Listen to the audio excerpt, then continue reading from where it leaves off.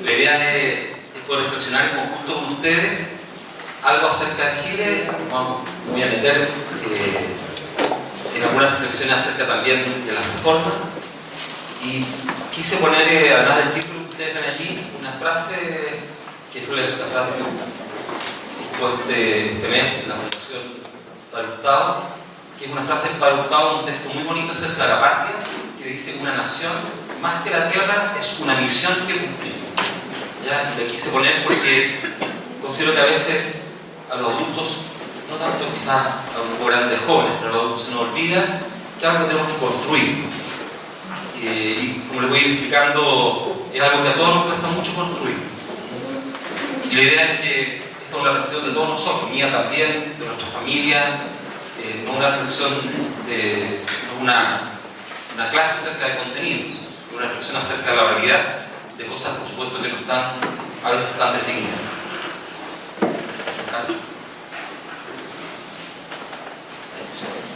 Bueno, quería partir recordando a alguien que no es chileno y que tampoco es católico, a un economista que algunos de ustedes ubican, no sé si algunos de ustedes, se llama Marquesel, y cuando fue la crisis económica dijo que esta es una crisis moral, y habló de la codicia y habló del control social. Y lo quiero poner esto porque es parte de lo que estamos viviendo hoy día. Y voy a partir con autores de afuera que han hecho un análisis de esto en otras partes y que un poco nos ha pasado lo mismo a nosotros acá en Chile. Entonces, quiero contextualizar lo que voy a hablar a partir de un cambio de época, un cambio muy fuerte que se está viviendo. Hoy día estaba con un grupo de estudiantes en Concepción, terminamos en una villa, en un cerro que se llama Cerro, ahora llaman Villa de Polvorín, que se llama Cerro de la Pólvora. Una comida grande, una caminata gigante en la calle con los pobladores, carabineros, está toda la gente, los dirigentes vecinales, las mamás, los niños, a la hora del almuerzo. Un día maravilloso, así, un sol casi verano. Y yo miraba eso y decía que impresionante la horizontalidad de los jóvenes en el vínculo con estas personas, el trato, cómo se hablaban. Hay un cambio de época muy grande. Que yo soy más viejo que muchos de ustedes, tengo 57 años, y creo que ese cambio algo nos tocó vivir a nuestra generación, a los que tenemos mi edad un poco menos, un poco más, pero a los que vienen después les tocó vivir un cambio gigantesco. Y esa es una gran crisis, ¿ya? Una gran crisis, ¿no es cierto? Y esa gran crisis da un contexto donde sabemos, y desde la psicología se ha hablado hace tiempo, y Bauman lo habla de la sociología, que esa construcción que hacemos del mundo, ¿no es cierto?, es a partir de la experiencia que todos vivimos. Y lo digo esto porque si uno tiene una experiencia de vida, ¿no es cierto?, donde está vinculado con un determinado grupo de personas, ese es su mundo. Entonces uno difícilmente puede juzgar a las personas que están en ese mundo, porque ese es su mundo de experiencia. Cuando uno quiere juzgar, por ejemplo, una persona hiper rica o hiper pobre, desde el punto de vista material, es muy complejo porque su mundo, uno no conoce ese mundo. Conoce un fragmento de ese mundo, a lo mejor el auto que tiene, el avión que tiene, o a lo mejor la media en que vive, o la comunidad en que participa, pero no conoce todo, conoce solo un fragmento, porque uno no le ha tocado experimentarlo, no ha sido la vida que uno le ha tocado llevar. Y esa experiencia hoy día se encerraron más, se encapsularon más, y hemos tenido menos oportunidades de vincularnos entre nosotros. Y esto no es solo acá, Bauman lo habló hace muchos años en relación a Europa, en relación al modelo de desarrollo que estaba armándose, y hoy día se puso de moda en Europa. El Papa, uno de los que lo lee, ¿no? Lo cita, con esto que llama él la sociedad líquida, de la dificultad que tenemos para vincularnos con otros. No es de la crítica de que no nos vinculamos, sino de la dificultad que tenemos, de las barreras que nosotros mismos nos hemos ido construyendo, producto, ¿no es cierto?, de esta gentrificación, que no es el viento de los pobres, el viento de la riqueza, la clase media baja, al final, estos circuitos cerrados donde nos vinculamos entre nosotros. Y cuando uno cuidaba genético, en el colegio decía, cuando uno se vincula mucho entre familiares, lo más probable es que se producen problemas. Ya cuando uno estudiaba genético, entonces exacerbaban las discapacidades o los problemas, ¿no es cierto?, a partir de genética. Bueno, y en la vida ordinaria te empobreces cuando te vinculas solo con los similares. De repente cuando algún credo religioso, especialmente los católicos, nos sentimos poderosos y que podemos doblar la mano a alguien y digo, ojalá nos tomaran un avión y nos llevaran a China y nos dejaran un año en China. Nos cuenta que somos minorías, que somos chiquitos, y que que nos tienen que ver con el testimonio de vida, no por lo que decimos, y no por el poder que ejercemos, por el espíritu que tenemos, sino por el testimonio de vida. Tenemos que demostrar que creemos en Jesucristo porque vivimos de acuerdo a nuestra enseñanza, porque allí son un porcentaje tan ínfimo que de la experiencia, al final, ¿no es cierto?, son las que van construyendo esa imagen del mundo, y esas imágenes del mundo son las que nos van determinando después el vínculo que establecemos con los demás. Bueno, y esa imagen, ¿no es cierto?, se ha ido deteriorando. La confianza en las instituciones, en algunas hay mayor confianza en el Estado, y en otras se ha derrumbado. En general uno tiene tres grandes actores en la sociedad más o menos libre, que es la sociedad civil, el Estado y la empresa. Ustedes se dan cuenta allí, bueno, lo que son el Estado, como podría llamar, ¿no es cierto?, Congreso, partidos políticos, tribunales, tienen una muy bajo nivel de confianza, con mucho deterioro, porque ha seguido disminuyendo, ¿no es cierto? Y en el caso del mundo empresarial también, se habla de las grandes empresas, pero en general, ¿no es cierto?, es un ámbito también muy deteriorado, y lo mismo uno de los actores de la sociedad civil grande, ¿no es cierto?, en otros países, y en Chile nos ha costado mucho, es la Iglesia Católica y los sindicatos. La Iglesia Católica piensa ustedes que va a tener un nivel de aprobación y de confianza superior al 80%. Es la Iglesia Católica que más ha bajado el nivel de confianza en toda América Latina y el Caribe. No hay ninguna Iglesia Católica haya bajado tanto el nivel de confianza. Bajó a 40, pero acá, ¿no es cierto?, habla de un 20, un 22 en esta encuesta. Entonces, eso que debería soportar un poco los vínculos de confianza, que son los grandes actores, hoy día están débiles. Se perdieron mucho de esa confianza. Y el interés por la actividad pública también se perdió mucho. Eso no significa que, o sea, el interés por la política no significa que no me interese lo que le pasa a los demás. De hecho, entre los jóvenes uno les pregunta y les interesa mucho lo que les pasa a los demás. Yo que voy harto a las universidades, cada vez los jóvenes se están organizando más para poder participar en actividades que no dicen relación con un partido religioso o un partido político, arman sus propios movimientos, sus propias organizaciones, que son exigentes y se ponen de acuerdo para hacer las actividades o sociales u otro tipo de actividades culturales, pero el interés de la política es bajito, ¿ya? Tuvimos poca renovación, nos quedamos muy pegados, ¿cierto?, con gente del 73, y al final se nos enredó, y quizás hemos tenido algo de renovación. Uno de los alumnos de día me preguntaba en Concepción si no seguía haciendo la política tributaria de 4 colegios de Santiago, 5 colegios de Santiago, de 20 o 30 familias. Y yo decía, no, gracias a Dios está echando una nueva generación, pero ha costado mucho. Los tradicionales, partidos tradicionales, no los partidos, por supuesto, en eso ha costado menos. Pasa la siguiente. Y eso, hace unos años atrás, ¿cierto?, el PNUD pasa la siguiente. Hizo este estudio que a mí, como psicólogo, sociólogo, me encanta porque siento que refleja lo que yo veo en la sociedad. No hemos tenido otro estudio similar. Y habla un poco de dónde nos ubicamos los chilenos y las chilenas. ¿Ya? Pasa la siguiente. Un grupo nos ubicamos en el cuadrante, ya están los individuos cívicos y los triunfadores económicos, no los triunfadores económicos. Los triunfadores económicos es una persona que busca hacer actividad económica para crecer, para en conjunto con otros, y no para mirarse a sí mismo, ¿no es cierto? Y no son los de éxito económico, los triunfadores económicos, que puede ser el panadero del Castillo, ¿no es cierto?, que partió con una panadería chica, nuestro un pan delicioso, una marqueta deliciosa, que hoy día tiene una panadería muy grande porque llega mucha gente a comprarle pan allí. Pasa la siguiente. Después un grupo grande que son críticos desilusionados, a lo mejor más de algunos nos hemos encontrado también en eso, nos encontramos ahora en esa dimensión de críticos desilusionados. La siguiente. Los utilitaristas que buscamos ciertos vínculos con personas o amistades porque nos interesa tener esos vínculos. El otro día en una discusión con una persona que presionaba para que su hijo permaneciera en un círculo educacional por los contactos que tenía, le decía, le vas a arruinar la vida. O sea, lo que vas a hacer por ese hijo lo vas a reventar. Él no quiere estar aquí. Su cuerpo se lo está diciendo, está enfermando esa persona. Y su cuerpo se lo está diciendo, pero la persona no, que para él, para el futuro, bueno, lo que ve en los compañeros o compañeras, ¿cierto?, son la utilidad que le puede prestar al hijo después, no el amor a la amistad, o la alegría o la felicidad de esa persona, la organización. Y eso, bueno, ocurre, ¿no es cierto?, también, y por último, pasa el siguiente, los asociados molestos, ¿no es cierto? Esto último yo creo que ha aumentado y le voy a explicar por qué. Es una hipótesis lo que les voy a explicar después, pero lo que yo siento, veo, escucho, no participo de tantos grupos, pero este mes, por ejemplo, de agosto me ha tocado estar con muchos grupos de distintas edades. Y en ese mismo estudio salía cómo las personas sentíamos si efectivamente podíamos o no controlar nuestras vidas. La gran mayoría de los que estamos en el estrato más alto sentimos que la vida la podemos controlar cada uno de nosotros. Y cada uno de nosotros puede dar su proyecto de vida, más o menos. Pero cuando uno se va a los estratos más bajos, esa misma cantidad, que es más del 60% de los estratos más altos que sentimos que podemos controlar nuestra vida, es al revés. Es más del 60% de las personas sienten que su vida está controlada por las circunstancias. Y que ellos no pueden dirigir la vida, sino que son las circunstancias las que les van manejando la vida. Tienen poco control sobre su vida. Y cuando uno tiene poco control sobre la vida, bueno, le pone poca dirección, porque tiene que vivir el día a día, ¿no es cierto? El día a día. Les voy a mostrar una cifra de por qué vivimos el día a día. Algo que también nos cuesta mucho ver en la sociedad.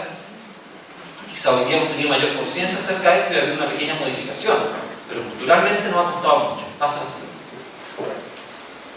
En el año 41, esto es una foto de niños trabajadores de una empresa formal de Chile.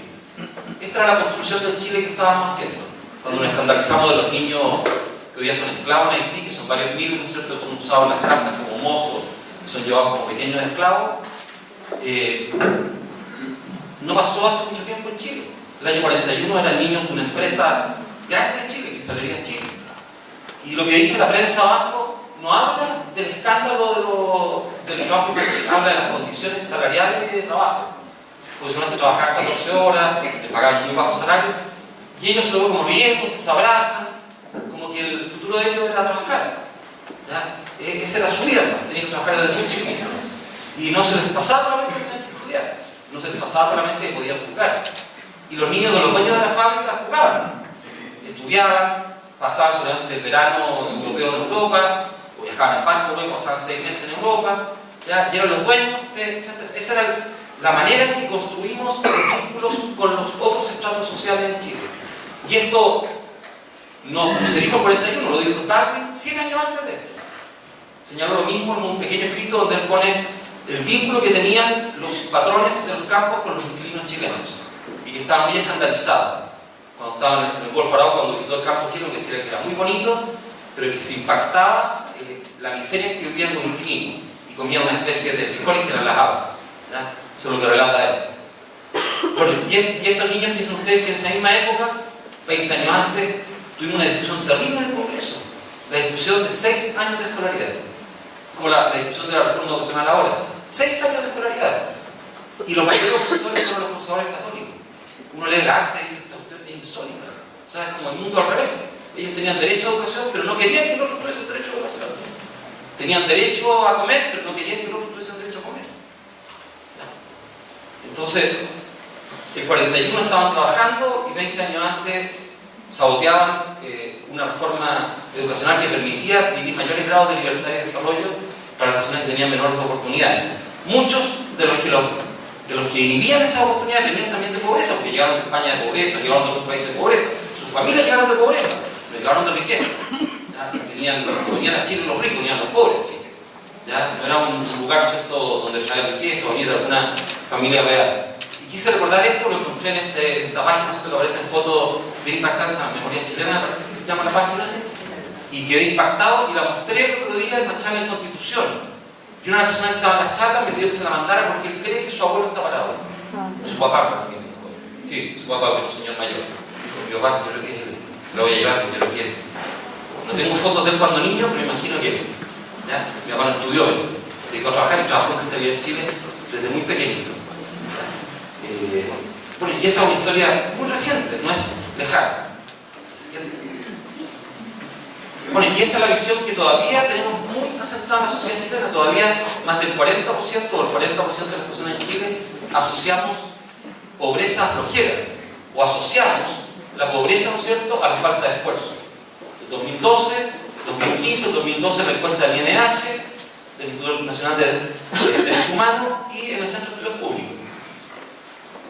Asociamos la pobreza, ¿no es cierto?, a los vicios y al alcoholismo. Y nuestras hijas adolescentes consumen el mismo alcohol que las chiquillas adolescentes de las poblaciones. Las chiquillas de barrio alto, adolescentes, consumen más o menos el mismo alcohol, consumen más o menos los adolescentes la misma cantidad de droga. ¿Ya? Pero uno tiene esas cosas todavía atrás Yo estudiaba en un colegio, ¿cierto?, donde había algunos compañeros dueños de campo en el sur y decían que los mapuches eran alcohólicos.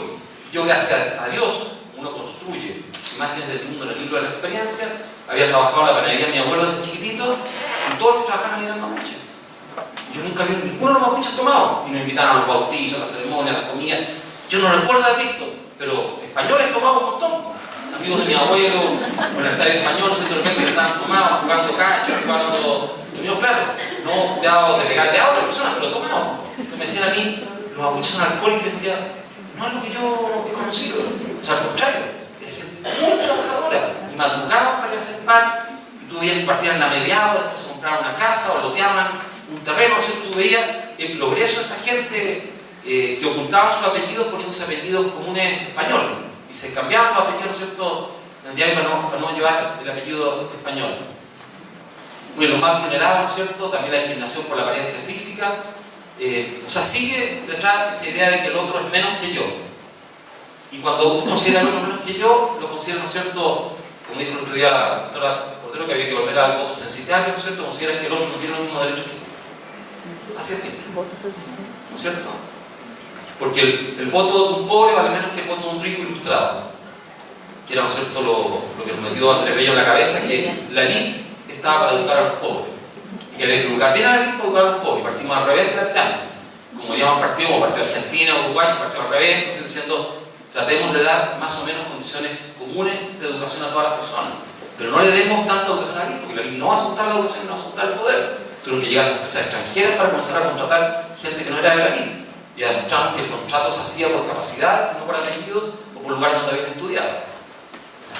Y fue muy duro, culturalmente son transformaciones muy duras que se nos vienen ahora, que algunos nosotros las sufrimos y nuestros hijos la están trabajando mucho más en el vínculo que establecen con los demás, donde cada vez las capacidades, ¿no es cierto?, son lo aplaudido y no los apellidos, los lugares de procedencia, los lugares donde estudiaron.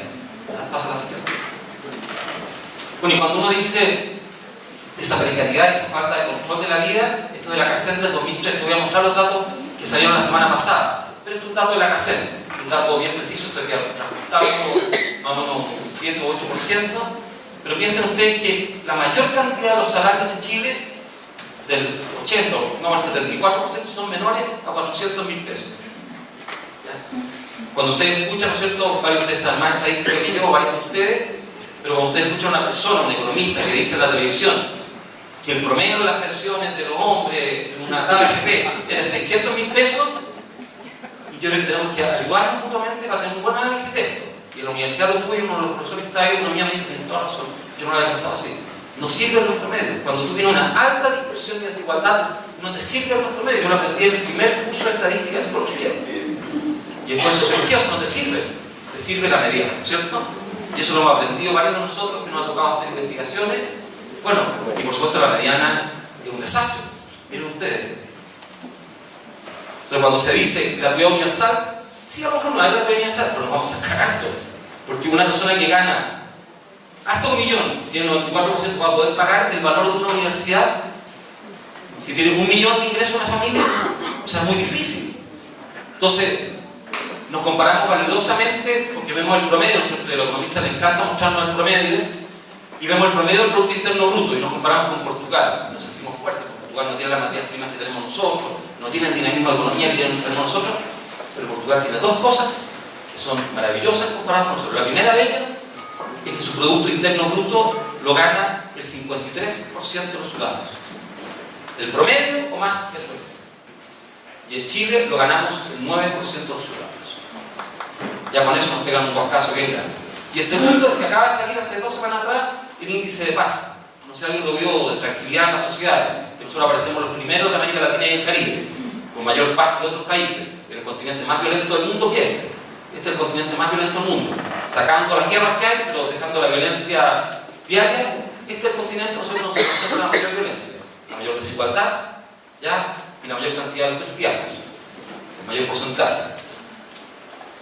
Portugal aparece el 5º país del mundo, siendo uno de los más pobres de Europa, aparece en el lugar 5º. O sea, si yo tengo la sensación de ser tratado equitativamente, aunque sea pobre, voy a estar con alegría interior, porque voy a ver que el otro no me está robando a mí. Yo he hecho una diferencia y ojalá cuando me ha tocado hablar ahora de escuelas y colegios, me tocó estudiar en una escuela Maipú, y le decía, ojalá hiciéramos los educadores una diferencia entre éxito y excelencia. Todos tenemos que trabajar para la excelencia de nuestros hijos e hijas, para que den lo mejor de sí mismos en el ámbito que estén. Y van a haber otros mejores, lo mismo en las Olimpiadas, ¿cierto? Todos esos deportistas que estaban ahí se sacaron la mugre.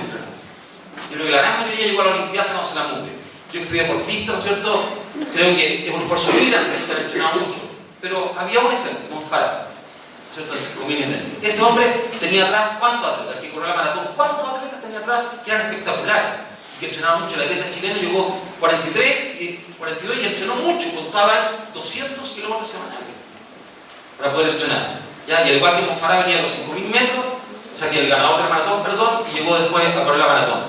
Bueno, si las personas hacemos grandes esfuerzos y llevamos al extremo el desarrollo de nuestros dones, podemos ser excelentes. Y quizás algunos sean exitosos, pero también puede ser exitoso con trampa, con robo, esto puede ser con burla, con engaño para los demás. Entonces, el foco nuestro no debería ser tanto en el éxito, poner eso y decir, no, esta persona ha sido exitosa. No, esta persona ha logrado desarrollar al máximo las habilidades y las capacidades que tiene. Ha logrado ser excelente en lo suyo. Y a lo mejor se va a sacar un 6 de las notas que tenemos. Pero cuando tú lo veas, dio lo mejor. O sea, dio lo mejor. ¿Ya? Y al dar lo mejor, ya eso modifica, ¿no es cierto?, fuertemente la vida de esa persona, modifica la vida de los otros y hace que esa persona quede satisfecha con lo que ha entregado. Bueno, a nosotros nos cuesta mucho eso y tenemos mucha insatisfacción, como yo les mostraba antes. Y esto nos ha costado mucho modificarlo. Pasa a la siguiente. Y eso son los datos de ahora. No me voy a extender en esto. Si alguien quiere, lo puedo dejar grabado aquí. Pero salieron ahora. Ya salieron publicados, me parece, la semana pasada. Tiene usted un grado de pobreza para una familia de 4 personas, son 360.000 pesos. Ese es un grado de pobreza. Si tú superas el ingreso de 360.000 pesos, quiere decir que tienes dinero suficiente para lo que se habla en el pasado 2 canastas básicas, que esto habla de ingresos, no es la pobreza multidimensional, y que eso te permite comprar una canasta de alimentos para tener mensualmente para la familia y pagar las otras cosas para poder vivir. En términos simples se lo digo. ¿Ya? Y esto no era así. ¿Ya? Esto era 200 y tanto. ¿Ya? Esto, acuérdense ustedes que una comisión que presidió Rodrigo Portal, y no tocó participar en el gobierno anterior, que modificó la ley de la pobreza, que llevábamos 3 gobiernos que no la querían modificar. Y tuvimos que pararnos las relaciones sociales y dijimos, vamos a sabotear la CACET de este año. Y ante el temor de sabotear la CACET, nos llamaron y se armó la comisión. Porque decíamos, es mentira. Si la línea con la cual se medía, el patrón de consumo, con la cual se medía la pobreza en Chile era de 1987. Y ese patrón de consumo, todos los que estamos acá lo hemos cambiado, ¿cierto? Por supuesto, también la pobreza ha cambiado. Tienen otros gastos, por ejemplo, el transporte, un gasto gigantesco hoy día comparado con 1987. Una persona que vive en Bajos de Mena y tiene que llegar a trabajar acá o tiene que llegar a trabajar a la dehesa, se gasta entre 60 y 80.000 pesos al mes. Y por eso ustedes ven que el pic de la evasión es después de la quincena. Ya no solo los frescos son el 10%, sino después vienen otros que se avergüenzan, seguramente, o les cuesta un poquito más, cambiarse, ¿no es cierto?, el Transantiago. Bueno, y se dan cuenta ustedes, el 50% de los trabajadores chilenos ganan menos de 340. Y ven ustedes el salario mínimo que hemos fijado. Un salario mínimo, ¿no es cierto? Un economista dijo hoy día, cuando estábamos en la conferencia de Concepción, dijo, bueno, pero tenemos que preocuparnos de generar riqueza y todo eso. Bueno, ese mismo discurso que escuché del anterior ministro de Hacienda en un panel que nos tocó participar en 1996, cuando yo me quejaba del salario mínimo. Dijo, no te preocupes, Benito, en una década vamos a tener suficiente crecimiento para tener un salario mínimo superior al umbral de la pobreza. Eso fue en 1996, de Felipe Larraín. Yo estaba sentado en la ONU y le estaba mostrando cómo el salario empobrecía a Chile. El salario que pagaba. Bueno, crecimos mucho. O sea, muchísimo crecimos. Y no fuimos capaces de volver a equilibrar los ingresos de las personas. O sea, no se relaciona solo con productividad, no se relaciona solo con acumulación de riqueza, porque hoy día tenemos muchísima más riqueza que en 1994 y no se necesita ser economista para entender eso. ¿Dónde se concentró esa riqueza? ¿Y dónde se fue, ¿no es cierto?, acumulando mayor cantidad de riqueza? De hecho, la diferencia salarial, ustedes saben, normalmente, ¿no es cierto?, yo no me he tocado vivirlo personalmente, pero estuve en Corea del Sur en un encuentro y me averiguó y es como de 1 a 6. Y ya es vergonzoso de 1 a 8. Y en Chile casi de 1 a 50, y el extremo de Chile es de 1 a 103. La empresa donde tiene la mayor desigualdad. La persona que gana el salario más alto en esa empresa gana 103 veces más que el que tiene más bajo. que se consideran subcontratados, ¿cierto? Los subcontratados están metidos dentro de eso, porque los tratan de sacar, pero son parte de la empresa, ¿no es cierto? Bueno, y ahí tienen los salarios, ¿no es cierto?, de las mujeres, lo que ocurre en las regiones donde hay mayor concentración de pobreza, particularmente en la Araucanía, los ríos Maule y Biobío, lo que ganan. Pasa al siguiente. Y los otros datos, ¿no es cierto?, de la cantidad de personas subempleadas, cuánto ganan, y la cantidad también de asalariados que no tienen contrato de trabajo, y cuánto gana el porcentaje de ellos. ¿Ya? Tenemos cerca de 1 millón de personas que son externas, ganan un 17, casi 18% menos, y además, bueno, aprovechamos de un dato que es bien fuerte, ¿no es cierto?, que es el endeudamiento. Hace poquito, no sé si alguien vio en internet un artículo en España donde nos sacaban la mugre de la economía porque decían que era un milagro mentiroso, porque la verdad es que la deuda era gigantesca en Chile, que tenía hipotecada a la familia por mucho tiempo, especialmente a las familias más pobres. Pasa la siguiente.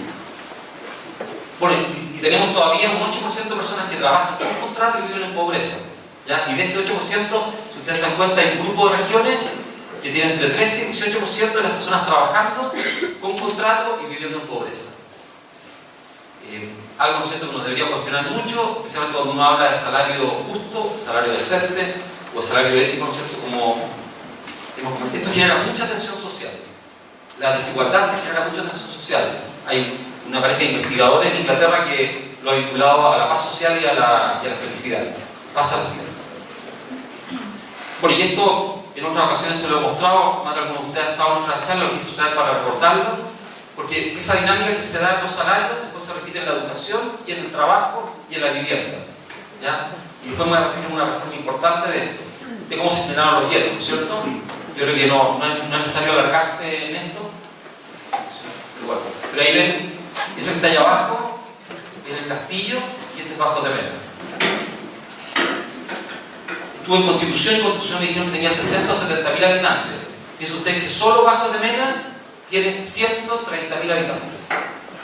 Fue una ciudad nueva, sin carabineros, sin liceo, sin comercio y con muy malos accesos. Que al final, en la época de Cortázar, se tuvo que arreglar los alimentadores, porque no había suficientes alimentadores para sacar a la gente, con un costo económico tremendo. Se dijo en un momento que se podía alargar el metro para allá. Yo siempre que yo vivo en la zona sur dije, meten el metro en Vasco de Mena y nadie más se puede subir al metro por un puñado de qué. Entonces tú tienes que sacar 100, o sea, no sé cuántos trabajadores, 40.000 o 50.000 trabajadores de allá todas las mañanas. O sea, es una locura sacar todos esos trabajadores y trasladarlos. Es lo más ineficiente desde el punto de vista económico también haber construido las casas allá. La gran mayoría de esas personas no trabaja allá, y no se va el flujo laboral. Ahí está el flujo laboral. Y esta gente vive aquí. O sea, desde el punto de vista de la racionalidad económica, habría sido mucho mejor tenerlos más próximos a sus lugares de trabajo y donde estaban los hospitales, los consultorios y las escuelas ya construidas. Bueno, y después se produce la segmentación educativa. La segmentación educativa, rebatiendo a mucha gente que ha dicho que somos clasistas, que no queremos juntarnos con otros, yo digo, lo que más ha marcado la segmentación educativa en Chile no es el deseo de las personas, es la política habitacional. Lejos. Y si tú le consultas a algunos viejos, me tocó la otra vez estar en Punta Arenas, y en Punta Arenas una persona me lo refrendó, digamos, todos los mismos liceos eran dos, desde los salesianos y el público. Y después se comenzó a segmentar la ciudad.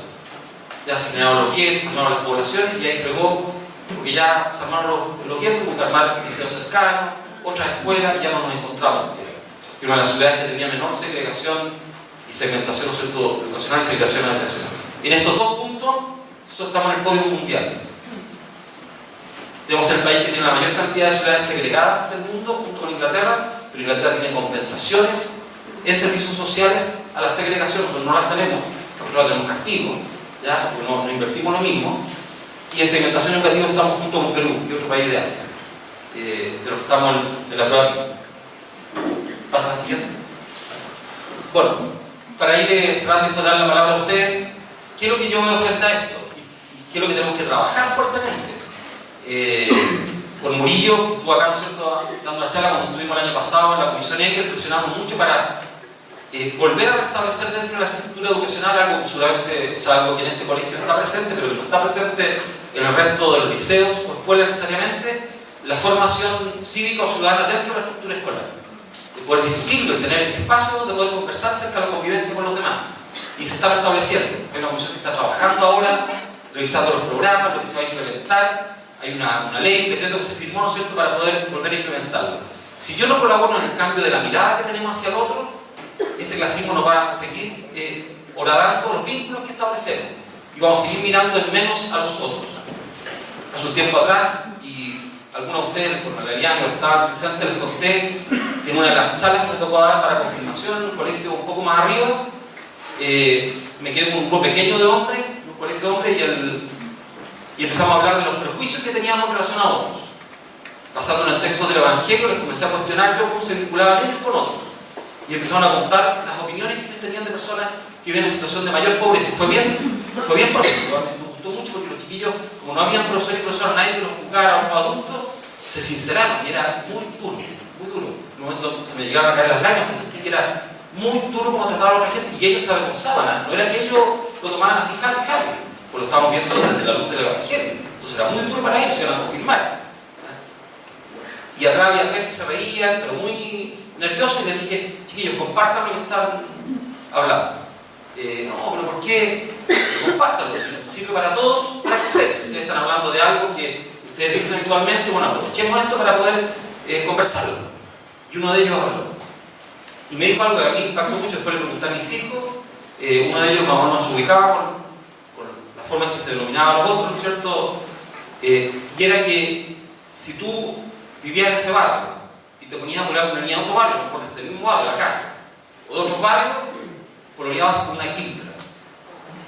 Y al revés, ¿no es cierto? Si pololeabas con un chiquillo de otros barrios, voy a hacer este barrio, moreno, alumnos de colegio, pololeabas con un quintro. No con el tono del quiltro amoroso, ¿no es cierto? El quiltro del perro chileno, no, era un tono despectivo. Esa construcción que vamos haciendo nos pone una barrera gigantesca, valórica, para tratar dignamente a todos. No para juzgar a los chiquillos que dijeron eso, porque lo dijeron como autocrítica, no lo dijeron para vanagloriarse, mira qué bonito lo que dijo, sino ellos se autocriticaron. Entonces, ¿cómo uno modifica esa mirada que tienen de los otros? Y eso, uno de los lugares donde más se crea eso es en nuestro hogar. El lenguaje que tenemos a la hora del almuerzo, la manera de referirnos a los otros cuando hay una vez en televisión, bueno, todo eso. La tensión que eso genera, ¿no es cierto?, dentro de nuestros hogares. ¿Qué conversamos? La Pilar Soto dice que lo que más, el deporte favorito, ¿no es cierto?, es el pelambre en nuestras casas. ¿Ya?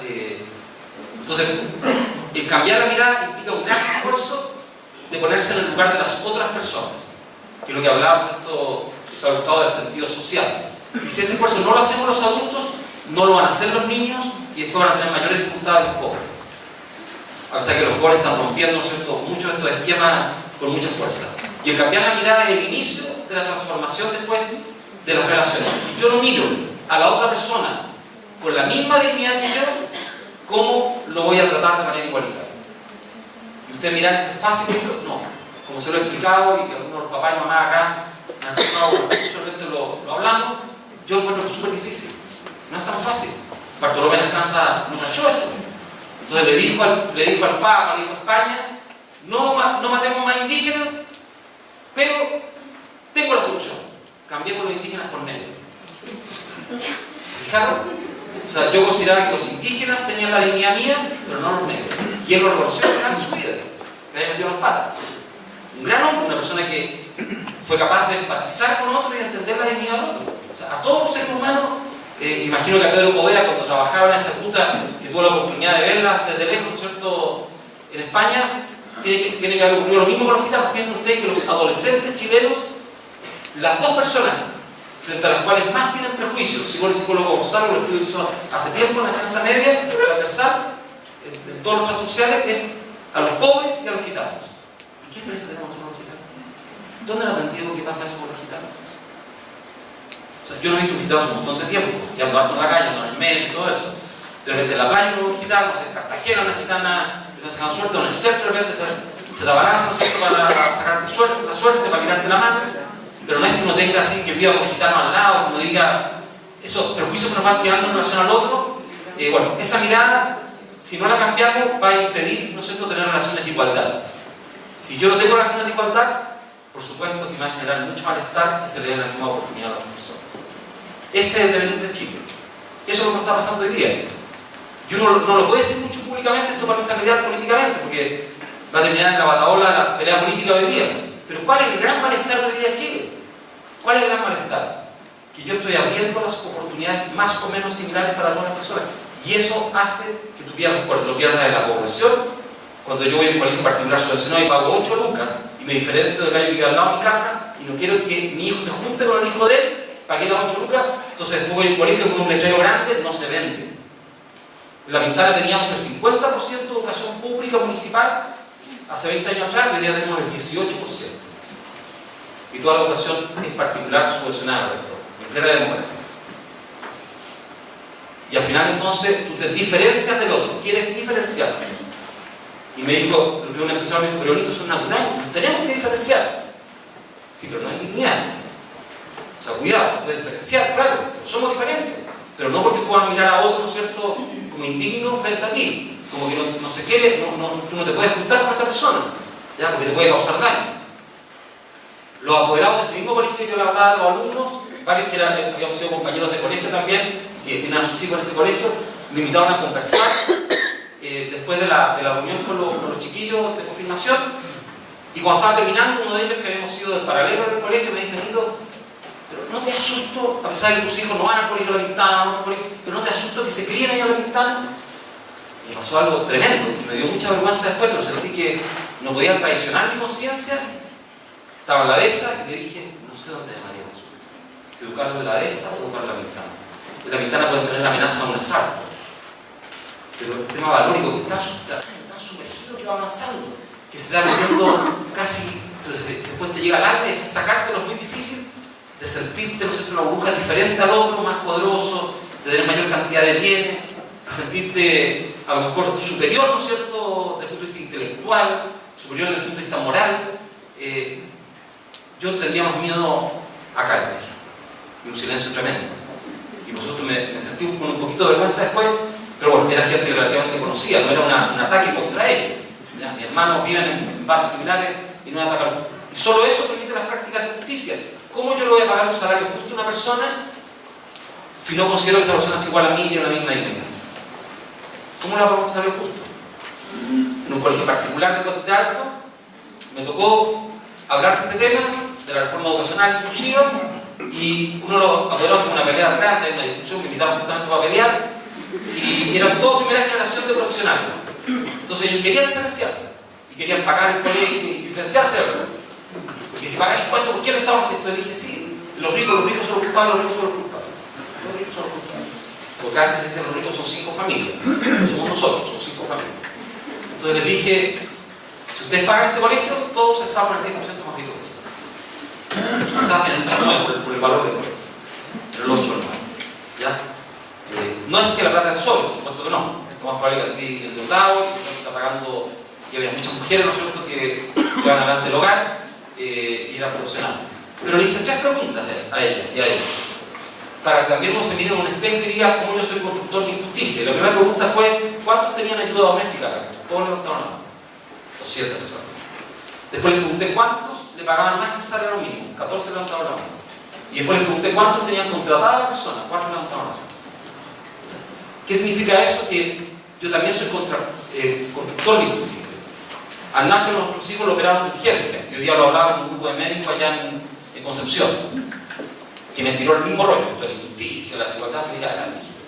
Me pasó con un colega joven tuyo que me dijo lo mismo: no puedo operar de urgencia al Nacho. ¿Ya? Y me habló como cachó que era yo, me habló todo el rato. Bueno, listo, yo lo escuché, hablamos un poquito, nos fuimos, y salió justo publicada ese año la caseta. Bueno, tuve que pagar el programa del ISAPRE, y pago el programa y vi la instrucción del ingreso de la caseta y coincidí. El 41% de lo que yo pagué en el plan de salud se lo llevaba el primer cirujano que era él. El 20% el segundo cirujano. En ese momento, no sé cómo será ahora, pero así fue. ¿Ya? El que operó fue el segundo. Lo estaba aprendiendo y lo hizo muy bien una cirujana mujer. Pero estuvo el cirujano ahí y la operación resultó espectacular, no hubo ningún problema. Además pudieron hacer el diagnóstico diferencial, ¿no es cierto? Esto peritonitis y una debilitud, que había que hacer la diagnóstico diferencial y no era fácil, en la urgencia. ¿Ya? Era bien difícil y lo hicieron súper bien ellos. No tengo un juicio contra su calidad profesional, pero digo, nos cuesta tanto tomar conciencia de la construcción de la desigualdad a partir de los actos y decisiones de nosotros. Entonces, la última consulta que fuimos, le llevé una carpetita donde había fotocopiado lo que había pagado, y tenía la fotocopia de la instrucción de ingreso, y dije: tú me hablaste de la desigualdad, todo eso, y esto es para demostrarte que tú y yo somos también constructores de esta desigualdad, y que nos cuesta mucho el punto de vista cultural. Piensen que los profesores que ganan menos en Chile todavía no recuperan el salario real que tenían en 1970. Y la diferencia entre un médico que trabajaba en un hospital, una doctora, y un profesor era de este tamaño, de este tamaño. Los prestigios de las profesiones o la valoración. Bueno, y al final esta desigualdad que vamos construyendo, ¿no? Me gusta tanto que son las famosas prácticas de justicia. ¿Cómo las vivimos? La siguiente. Bueno, y ahí estos son los desafíos que trae, cómo volver a vincularnos. Hoy día un grupo de alumnos allá me decía, mira, hacemos voluntariado, esto, y me acordaba que cuando estuve en el colegio hacíamos trabajo de fábrica y nunca en mi colegio me hablaron del salario mínimo, nunca me hablaron de la canasta básica de alimentos, nunca me hablaron de la calidad del empleo y decían, ¿cómo tú acompañas una experiencia como trabajo de fábrica que vive en una población? Te vas como obrero a trabajar con contenidos. Porque si no la acompañas con contenidos, no se modifica tu percepción de la realidad. Queda como una bonita experiencia, que inclusive te genera un poquito de vanidad frente a otro. Ah, no, en mi colegio trabajo fábrica, en el tuyo no hay. Ya, como que te genera como un diferencial, así. Siento que no se te nota en la vida, ¿no es cierto? No se te nota en tu estilo de vida, pero como tú, como chorro, se trata de diferenciar. La vinculación, cómo yo voy generando confianza. Hoy día veía que universitarios que se vinculaban con el territorio, es impresionante como está al lado de la universidad de ellos el trabajo que estaba realizando. Y cómo yo respeto esa dignidad. ¿Cómo trabajo para la inclusión? Vamos a ver las reformas, algo que ha costado mucho, soy una persona para entrar en la polémica a través de la prensa, porque siento que ha sido tan difícil llevar adelante reformas que teníamos que haberlas llevado hace 20 años atrás, 15 años atrás, y no hemos tenido el coraje de hacerlo. O sea, de hacerlas, de aceptarlo. Sabíamos que las pensiones eran malas. Todos los buenos economistas ya nos habían dicho que iban a ser muy malas las pensiones. Y tú tenías estudios de esto. Hay un montón de gente que había estudiado esto, pero como que no queríamos ver la realidad. Y al final la ciudadanía tuvo que movilizarse para presionar cómo es la reforma educacional, cómo es la reforma laboral, cómo es la reforma, ¿no es cierto?, ahora de... Bueno, y la inclusión, ¿no es cierto?, los derechos, la pobreza también, y la exclusión, cómo las oportunidades no son igualitarias. Ya que eso es otro de los talones de Aquiles de la sociedad chilena, que nos ha costado mucho. Cuando parte la reforma educacional, porque por supuesto todos los sectores sabotean todas las cosas, parte, bueno, salió un artículo raro que se aprobó al inicio, que fue la intervención, ustedes recuerdan, de la universidad, ¿cierto? Lo recuerdan bien, porque hubo que poner un interventor, pero lo de la Universidad del Mar. Esa es la primera parte de la reforma, pero no vale porque la otra reforma era más grande. Y lo más importante de la reforma del año pasado fue que se aprobó por unanimidad la universalización de la educación preescolar. ¿Quién lo vio en la prensa en enero del año pasado? ¿Alguien se recuerda que lo vio en la prensa? ¿Sí? No te recuerdo. Estaba en el octavo de la página del Mercurio.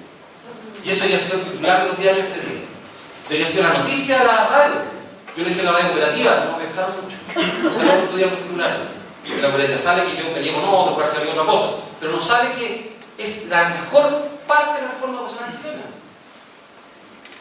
Y todavía está la ignorancia, especialmente un experto que de repente habla también en la radio, que dice, no hemos hecho nada para preescolar. Pero si el chorro de la reforma tributaria, donde se nos fue la mayor cantidad de plata el año pasado, es la reforma preescolar. O sea, si teníamos en 1990 un 24% de cobertura, hoy ya superamos el 50%. Es una cantidad de plata gigantesca, gigantesca. A mí me tocó trabajar en el Hogar de Cristo en jardín infantil, y hay mucho dinero en jardín infantil. Es una subvención más alta que la educacional. E implica un gran esfuerzo del Estado abrirse a las comunas, jardín infantiles, y donde más ha aumentado, que el kinder, ¿no es cierto?, también ha costado mucho meterlo en las tradiciones educacionales, hacer la ampliación, ¿no es cierto?, la construcción, bueno, todo lo que implica eso, ¿ya? Y eso ya es la gran noticia de la inclusión, porque eso te va a provocar lo mismo que provocó el término de la desnutrición y el término, ¿no es cierto?, de la mortalidad infantil. Una presión que yo le he contado a los estudiantes que es lo que se le viene a ellos. La presión por la igualdad va a ser gigantesca en Chile como fue en Europa. O sea, casi no la vamos a soportar, va a ser un malestar.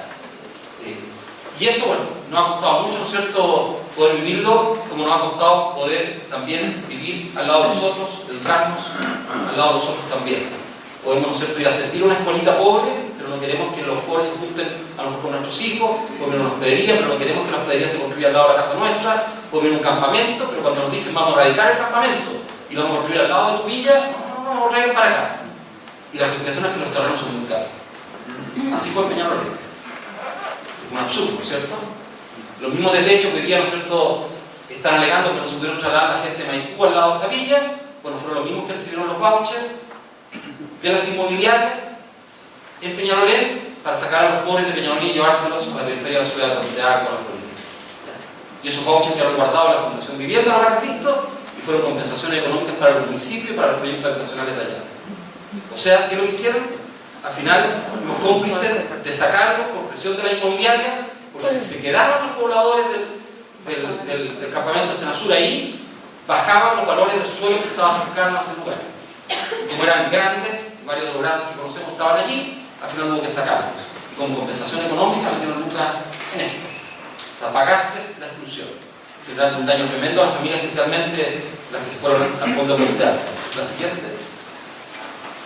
Bueno, y para derrotar ese muro de exclusión y bajarlo, como mostré, la otra vez también lo monté, es muy duro, porque tienes que hacer acceder a las personas que tienen recursos, que vienen en pobreza, a derechos similares a los que tenemos el resto de las personas, el 10 y el 15% de las personas.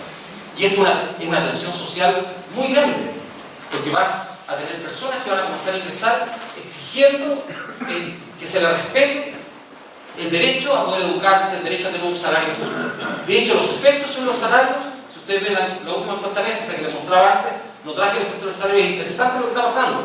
Toda esta vuelta de los derechos lo que está haciendo es que el salario de los más pobres haya aumentado más que el salario medio. El salario medio se subió 6, si alguien recuerda el ingreso, y en los de abajo, como 10, 11, pero llegó a 2 dígitos, lo que no había ocurrido antes. O sea, es una presión fuerte la que se está haciendo. O sea, tú me tienes que pagar más. Una persona ahora en Concepción me decía, Benito, pero algunos jóvenes no quieren trabajar porque mi señora le ofrece el trabajo de ella, bueno, pega, y no lo acepta. Dicen, no, por ese salario no. Bueno, por eso me ofrecen más, le dije yo. O sea, en vez de ganar un 7%, va a tener que ganar un 5% para la dueña de la empresa. Cuando llegó Miguel Torres a Chile, preguntó cuánto se pagaba un operario agrícola, el 76 o el 75, nos contó con el padre Agustín Moreno, que lo visitamos, y le dijeron X. Tomó la plata, fue a un supermercado de Curicó y pudo comprar alimentos para 10 días para 4 personas. ¿Alguien hace eso hoy día cuando tiene que pagar? Y se cuestiona y dice, a ver, lo que yo estoy pagando, ¿cómo le permite a esa persona vivir? Voy a ir a ver cuánto puedo hacer con este dinero. Pagar la cuenta de la luz, del agua, comprar el alimento. Y saco el cálculo y digo, no puedo pagar lo que estoy pagando. Imposible, tengo que cortar muchos gastos. O sea, si yo necesito a una persona para trabajar conmigo, tengo que cortar muchos gastos. Haré las vacaciones en otro lado, gastaré menos lucas en esto, pero si no los corto, esa persona no puede vivir dignamente. Eso es Miguel Torres. Y nos decía, yo prefiero tener un margen de ganancia menor, pero que los trabajadores sientan que ellos son socios míos en este negocio. Y que si a ellos les va bien, a mí también me va a ir bien. Y si a mí me va bien, a ellos también les va a ir bien. Y el efecto que nos contaba el hijo de esto cuando estuvo hace un año atrás, nos relataba la permanencia de los trabajadores. Como la mayor cantidad de los hijos de los trabajadores terminaron en enseñanza media, siendo que ellos no tenían enseñanza media. Y como algunos también ingresaron a trabajar teniendo títulos profesionales o técnicos. Pero cómo vamos derrotando ese muro de la exclusión, lo que va generando una alta tensión. Pasa a la siguiente. Bueno, y ahí está, construir confianza, dialogar sobre los sueños y los valores, algo que hemos estado haciendo, ¿no es cierto?, que se hizo durante la primera parte de los diálogos del proceso constitucional, y también ir abordando también los principios, buscar cómo volvemos a legitimar las instituciones. Las instituciones están compuestas por personas iguales que nosotros. No sé si alguna de ustedes o algunos de ustedes trabajan en el Estado, y son personas honestas.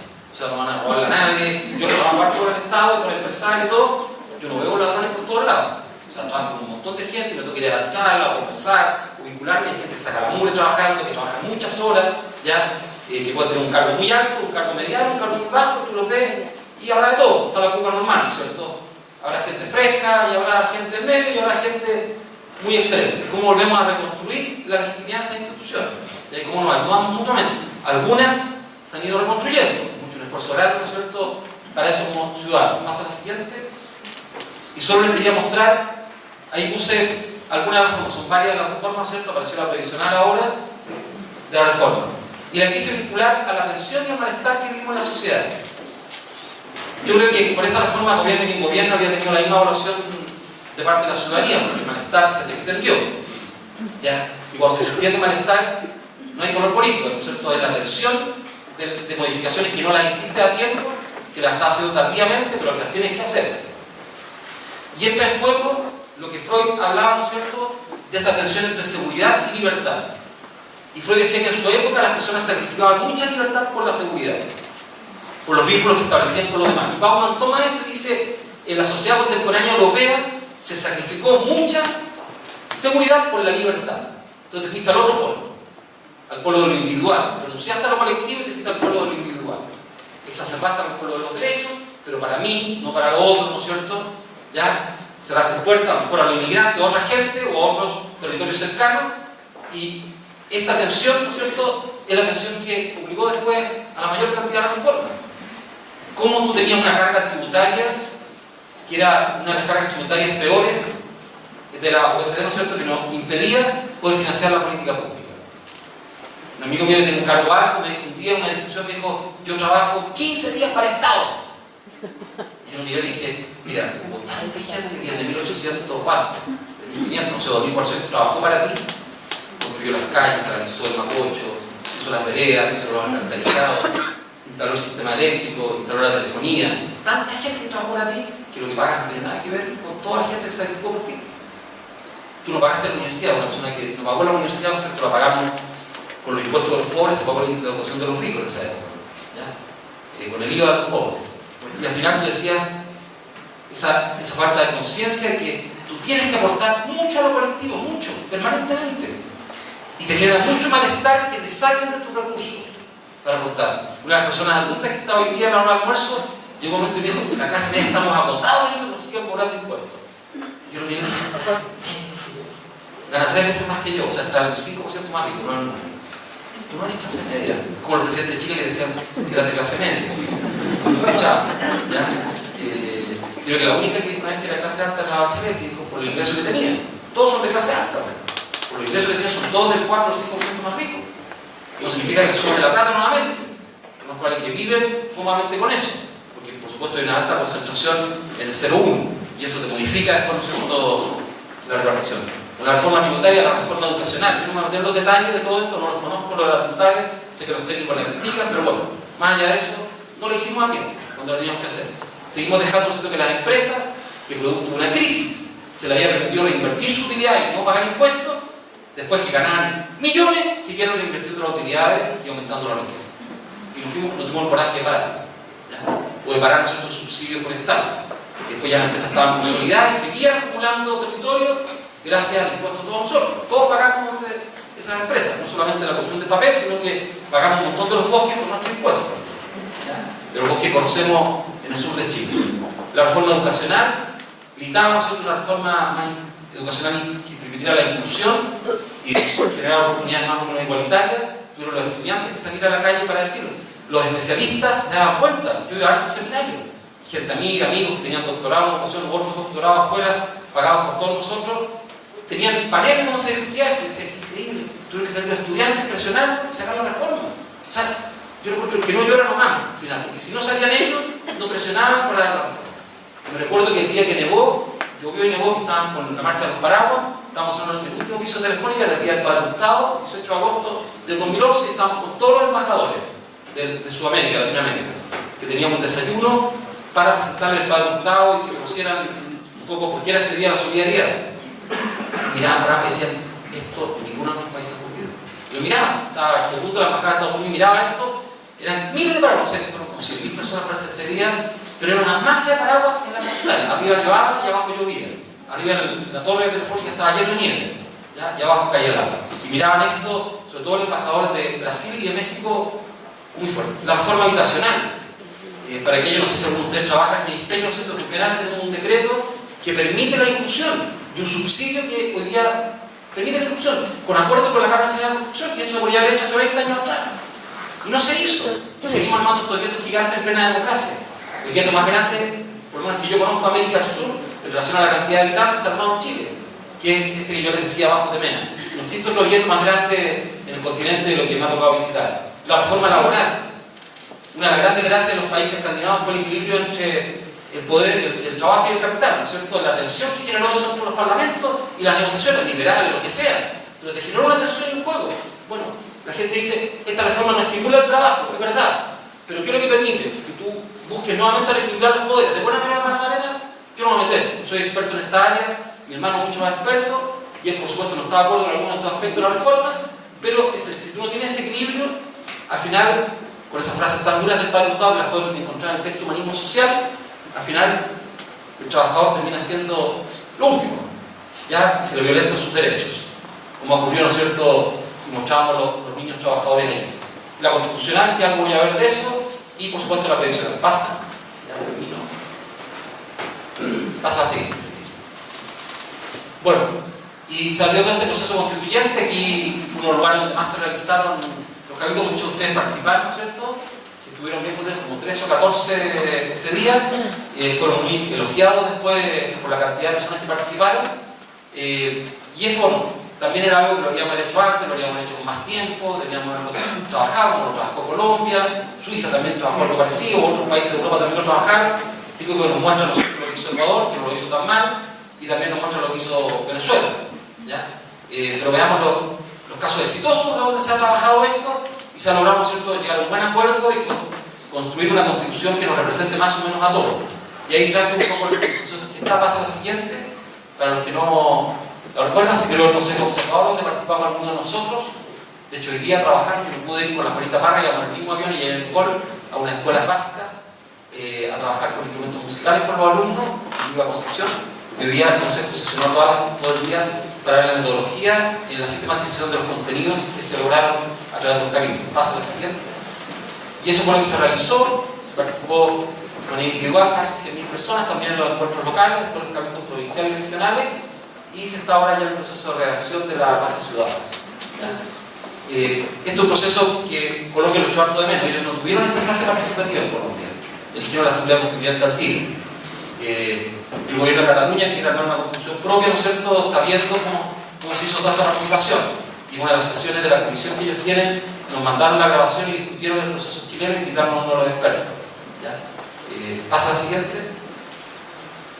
Bueno, y estas son las 3 éticas que las aprendí cuando era adolescente en una universidad del Padre Tommy Jesús, sobre otro tema, que está director de mensaje ahora, que yo las quise traer porque me han afectado mis decisiones en la vida. Entonces, yo me puse en el lugar de ustedes también, como papá, mamá, profesionales, donde estemos cada uno de nosotros, y dije, a ver, quiero que me ayude a mí a discernir adecuadamente cuando tengo que tomar decisiones en relación a los demás, en relación a mi propia opción, ¿no es cierto? La primera es la ética de la reciprocidad. O sea, en tratar de hacer a otros lo que a mí me gustaría que hicieran conmigo si yo estuviese en el lugar de esa persona. Yo mandaría a mis hijos a estudiar a ese lugar, yo me iría a vivir a esa casa, yo aceptaría ese salario para poder vivir y preguntarme, no para hacerlo, porque puede ser un ideal, pero puedo comenzar a trabajar para que eso se transforme. No me puedo poner, ¿no es cierto?, como por lo menos en mi vida privada, realizarlo. La ética de la responsabilidad. No me puedo lavar las manos porque eso no ocurre en la sociedad. No me puedo lavar las manos. Este es nuestro país, este es el país que tenemos que construir. Un país con grandes avances comparados, ¿no es cierto?, con 1900, pero también con grandes vacíos que no hemos logrado subsanar. No tenemos que desconocer esos grandes avances, porque eso es lo que nos permite estar acá nosotros. ¿Ya? Pero tenemos todavía un montón de vacíos que subsanar. ¿Ya? La relación entre los trabajadores con el capital, con los dueños del capital, la relación de los ciudadanos con el Estado, este Estado todavía que sigue siendo bastante monárquico. Bueno, todo eso son desafíos que se nos vienen ahora con la nueva juventud. Es más fácil indignarse, como lo puso en la campaña ahora del Hogar de Cristo, ¿cierto? Dice, indignarse por lucha. Es más fácil indignarse. ¿Ya? El señor Gesell en Europa, ¿no es cierto?, publicó un librito cuando se armó el movimiento de los indignados, se llamaba Indignados, y se metió como pan caliente, búsquenlo en internet. Están traducidos en todos los idiomas. Y cuando terminaba el libro dijo, hay que pasar de la indignación al compromiso. Y después publicó un libro que se llama Comprometero. Se metió poquito. Que es más fácil que tú te indignes a que tú te hagas responsable de modificar una realidad a partir de ti mismo. O a partir de una experiencia generalizas. Yo peleo harto con mis hijos, vivimos lejos, entonces nos toca manejar harto y se manejan pésimo. Y yo, como soy medio obsesivamente, voy marcando quién ha manejado mal en las mañanas. Hay mañanas que todos manejan bien. Todos los que van en la calle. Tomamos la industria, tomamos Santa Rosa. Usted dice, Benito vive en un mundial. No, un mundial es mal, por al lado, con un palito al lado y diciendo alguien que fue imprudente, que pasó una luz roja, o que le tiró el auto a otro. La semana pasada pasó una vez que una persona que iba muy rápido se pasó de lado. Pero yo no sé por qué iba rápido, a lo mejor iba al hospital. Tengo una memoria, no puedo juzgar porque esa persona iba rápido. Existe una pequeña posibilidad, ¿no es cierto?, que a lo mejor iba a una urgencia. No tengo solo que decir que una persona es prepotente, ¿cierto? Y uno tiende a generalizar. No, ese empresario es un ladrón, ese político es un corrupto, y tiende a generalizar. Piensen ustedes que el 60% de las propuestas de la Comisión Engel del año pasado, en la que me tocó participar, ya se están ejecutando. Y los más apretados van a ser los parlamentarios, los partidos políticos. Tenemos una baja la relación del partido político, van a ver que esto va creciendo en 10 o 15 años. Porque cambió el escenario político, cambió la construcción de los partidos. Y va a cambiar. Ya no son los apellidos, ya no son, ¿no es cierto?, las empresas amigas que te donan plata, esos 200 y tantos millones que aparecen el día de SQL que van a parar a las campañas de la nueva mayoría, bueno, eso ya no va a ser.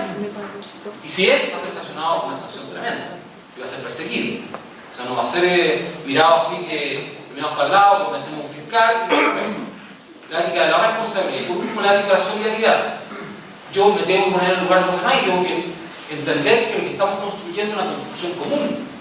Entonces, en la casa nuestra, en una calle de parcela, en La Pintana, mis hijos están inquietos porque son los terrenos que van quedando para poder construir condominios sociales.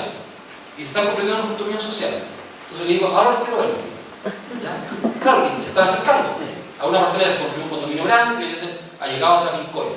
En la esquina de otro condominio, ya, y el otro día en mi colegio estaba en una charla, terminó la charla, y la persona que estaba en el audio me dice, Benito, yo vivo en la esquina de tu casa, en ese condominio que tú dijiste. Y gente muy corriente como todos nosotros, que tenían sus hijos.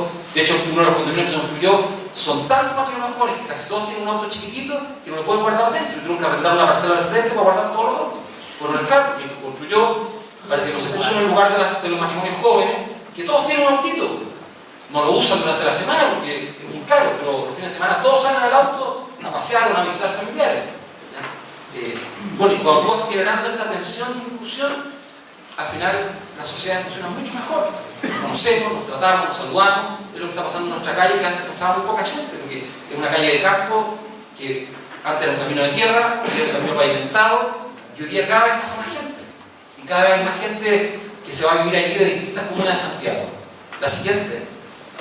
Bueno, y quería terminar con esta frase del padre Gustavo, que la puse en un texto que escribió el día 18 de agosto en el Mostrador, donde digo que, y padre Gustavo señalaba que ser generoso resulta mucho más fácil, te aplauden mucho más porque eres generoso. Pero ser justo es una virtud que produce mucho, que requiere mucha rectitud y humildad ser justo. Porque tú haces lo que tienes que hacer, pagas un salario justo porque lo tienes que pagar. Pero nadie te va a aplaudir por pagar un salario justo. Pero sí te pueden aplaudir por construir una escuela en un sector de pobreza. Pero a lo mejor no pagaste los salarios justos y esa escuela la construiste a base de salarios injustos. La construiste a lo mejor para la misma gente, pero a base de salarios injustos. Y era muy duro para Gustavo, de hecho tiene un texto en el medio ilustrado tremendo, que fue tildado ahí, ¿no es cierto?, de cura rojo. ¿Ya? Y las personas que viven en pobreza no quieren benevolencia del obrero, sino justicia, reconocimiento de sus derechos, de su igualdad de personas. Eso es una frase de ahora, ¿no es cierto? Reconocimiento de su derecho, de su igualdad de personas. Algo que es imposible aplicar un segundo, algo sale de esto, pero es una frase que se tiene que haber construido, ¿no es cierto?, imagino yo, en la década de los 40. Este Chile que viene es un Chile más tenso, vamos a pasar una década muy tensionada, porque nos vamos a obligar a integrar en el camino y eso nos va a molestar mucho. Nos vamos a encontrar en los barrios con otras personas. Pero si no lo hacemos hoy día, lo más probable es que terminemos siendo tan inseguros como otros países de Latinoamérica que tienen una alta inseguridad y cada vez tienen mayor violencia dentro de sus ciudades. Muchas gracias.